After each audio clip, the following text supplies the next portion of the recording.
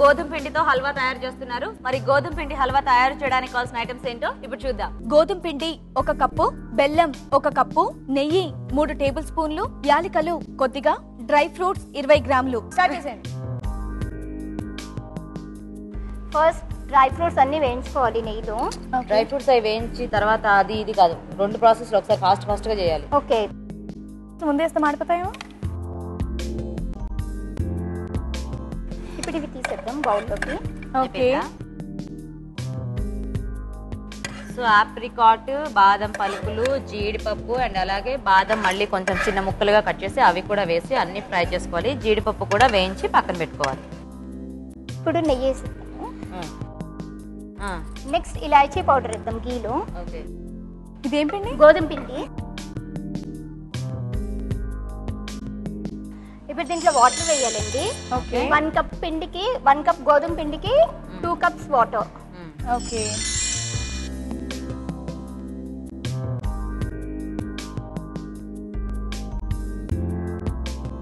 ఇక 1 బాయిల్ రానివ్వాలి. భలే నీట్గా వచ్చేసింది అది. ఇప్పుడు బెల్లం వేయాలండి. సరే, ఇప్పుడు దాన్ని బాగా కలిసేలా కలుపుతూ ఉంటారు. అవునండి, మా శ్రీవాణి ఏదండి? మీరు ఏమైనా తిప్పమన్నారా?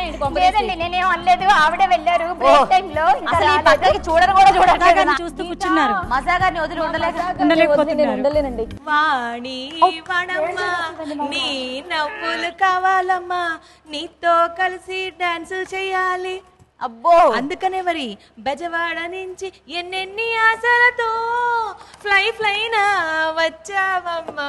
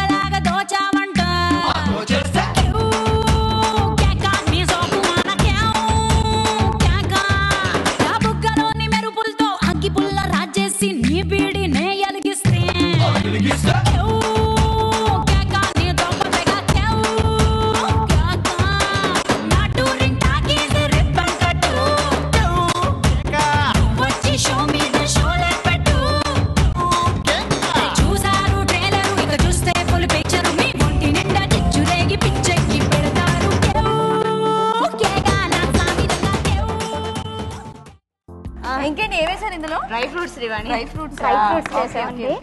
అయిపోయిందండి మా హల్వా.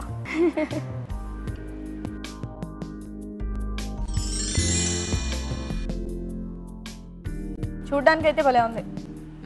నెక్స్ట్ ఇది నానబెట్టిన బాదం అండి. దీని ఫ్లేక్స్ కూడా వేద్దాము. Okay. Yeah okay. Now my item is ready. అది ఆఫ్ చేసేసా. గోధుమ పిండి హల్వా రెడీ.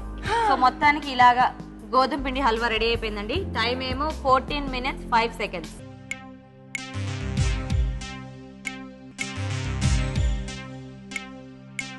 శైలజ గారు, మీరు చేసిన హల్వాలో ఏంటంటే ఎంత గోధుమ పిండి వాడారో ఇంచుమించు అంతే ఘీ తీసుకున్నారు. కాబట్టి ఏమైందంటే మాకు చాలా ఎగుటుగా ఉండింది. ఫస్ట్ ఆఫ్ ఆల్ అట్లీస్ట్ మీరు 100 గ్రామ్స్ గోధుమ పిండి వాడుతున్నారు అనుకోండి, రాజుగారు కూడా యాక్సెప్ట్ చేస్తారు, 40% అందులో గీ ఉంటే అదే ఎక్కువ.